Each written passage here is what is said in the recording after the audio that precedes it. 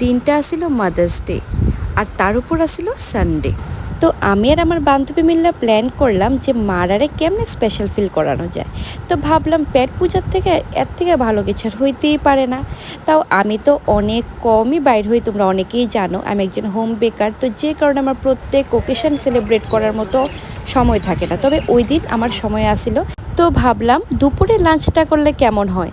তো যে ভাবনা সেই কাজ, মারারে নিয়ে গেলাম গা বাঙালি ভোজ রেস্টুরেন্টে। আর বাঙালিয়ানা খাওয়া কে না পছন্দ করে, ওইখানে নাকি অথেন্টিক সব বাঙালি খাবার পাওয়া যায়, তাই আমরা বাংলা ভোজ রেস্টুরেন্টটা চুজ করলাম।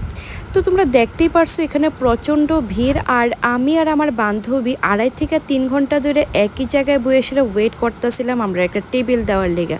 তো তারা কারে রেখে কারে দিব, এতটা ক্রাউড আসলো ওই দিন। আর এখানে এসিও একদম কাজ করতেছিল না, মানে সবার খুব খারাপ অবস্থা। এখানে দেখো ওয়েলকাম ড্রিঙ্কস দিছে না, এটা এক প্রকার আমি চাইই নিছি, কারণ একে এত গরম আসিল, তার আর এসি কাজ করতেছিল না, দুপুর হয়ে গেছে গা, খিদেও লেগে গেছিলো গা, তো তার লেগে আমি ওয়েলকাম ড্রিঙ্কটা চাইয়ে নিলাম। তো এখানে দেখো তারা মেনু কার্ডটা দেখা দিতেছে, তারা কিন্তু প্রত্যেকটা ডিশের কোয়ালিটি আর কোয়ান্টিটি অনুযায়ী প্রাইসটা অনেকটাই বেশি আমার কাছে লাগছে। আর এখানে দেখো আমার ওয়েট করতে করতে পুরো হালাত খারাপ হয়ে গেছে গা। তো ওয়েট করতে করতে আমি অর্ডারটা দিয়ে দিছি যাতে পরে টেবিলে বইলে সঙ্গে সঙ্গে খাবারটা আয়া পড়ে। তার আর হসপিটালিটি ম্যানেজমেন্ট আমার কিছুই ভালো লাগছে না। একে তো এত গরম, তারা এতটা ক্রাউডও সামলাইতে পারতেছিল না, একটা এসি একটা অন করতে পারতেছিল না, এসিটা ঠিকও করে হয়েছে না, মানে কি বিভৎস অবস্থা। এটা যেহেতু আমার বাড়ির কাছাকাছি আসছিল, তার লিগেও ভাবলাম যে আচ্ছা ঠিক আছে একটু ওয়েট করে নিই, তারপরে খায়া তারপরে কাছাকাছি যেহেতু বাড়িতে চট করে জামুগা, আর অন্যখানে গেলে যদি ওইখানেও ভিড় পাই, তো সেই কথা ভাইব্যা সেরা আর এখান থেকে আমরা মুভ করছি না। এখানে আমরা খাওয়া দাওয়াটা কইরা নিছি, আমরা এখানে থালি নিছি।